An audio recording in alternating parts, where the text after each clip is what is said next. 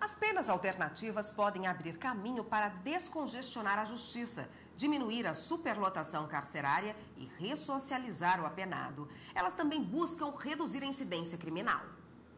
711 mil presos para pouco mais de 350 mil vagas nos presídios brasileiros. Números expressivos comprovam a superlotação do sistema. O reflexo desse problema está expresso nos setores do Poder Judiciário. Como forma de tentar diminuir a superlotação carcerária, é utilizada em todo o Brasil a Lei das Penas Alternativas, também chamada de Lei Restritiva de Direitos. Ao contrário da prisão em regime fechado, ela permite que o condenado cumpra medidas de ressocialização.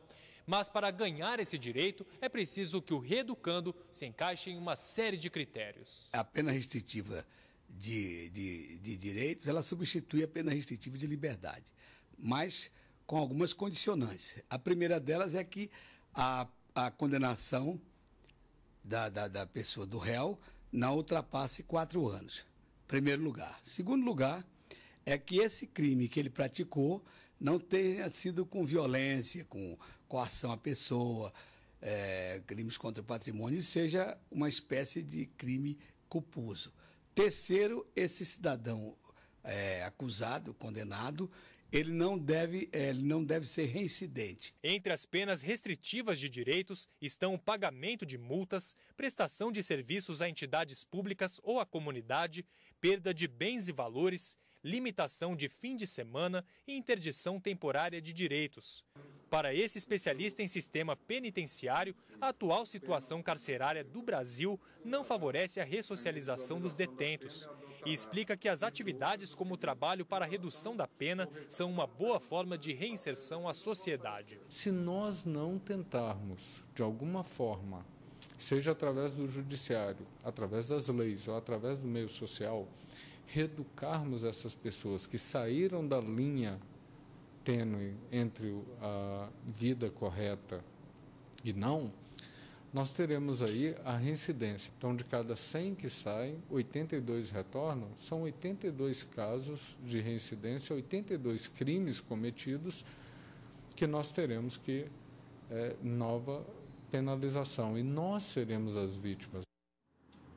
E quem está aqui no estúdio para falar mais sobre esse assunto é o advogado criminalista Luiz Henrique Alves Machado. Boa tarde. Boa tarde, Érica. Boa tarde, telespectadores. Bom, vamos começar. A gente viu aí a reportagem do Gabriel que mostra quais são os tipos dessas penas alternativas. Eu queria que o senhor explicasse um pouquinho mais as mais comuns que são aplicadas pelo judiciário e como elas são colocadas em prática.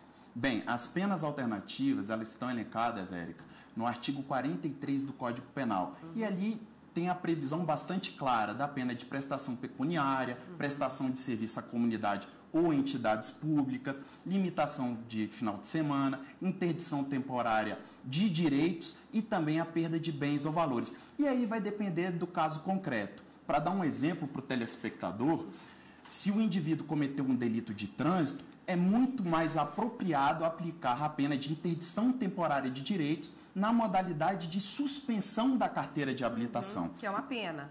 Exatamente, é uma pena restritiva de direitos. Isso aí vai depender do caso concreto e da avaliação do magistrado. Por exemplo, prestação de serviços à comunidade. Quais são os tipos de prestações que podem ocorrer e como elas são fiscalizadas pelo Poder Judiciário para ver se elas estão sendo cumpridas efetivamente? Elas são fiscalizadas pelo próprio juiz da execução, mas acontece na prática algo um pouco engraçado, porque às vezes a própria vítima fiscaliza, informa o Ministério Público que uma determinada pena restritiva não está sendo cumprida. É atípico, mas acontece na prática. Se a pessoa não cumprir a pena restritiva de direito, ela corre o risco de sofrer uma sanção? Corre sim, Érica. A sanção é que ela possa novamente retroagir ao regime da pena privativa de liberdade. Que é a prisão. Exatamente. Então é muito melhor que ele cumpra direitinho a pena alternativa. Sem dúvida nenhuma. No caso, o réu só tem a ganhar. Bom, e elas realmente contribuem para essa reinserção de um detento ou de uma pessoa que cometeu alguma infração mais leve na sociedade? Sem dúvida nenhuma. Sem dúvida nenhuma. Cada vez mais que se aplica a pena restritiva de direito e que o réu ele tem a oportunidade de ter o convívio familiar, o convívio com os vizinhos, com os amigos, ele tem ainda a oportunidade de seguir trabalhando, isso faz sem dúvida nenhuma com que ele se reintegre melhor para a sociedade. Bom, o que o juiz avalia na hora de conceder esse tipo de punição alternativa?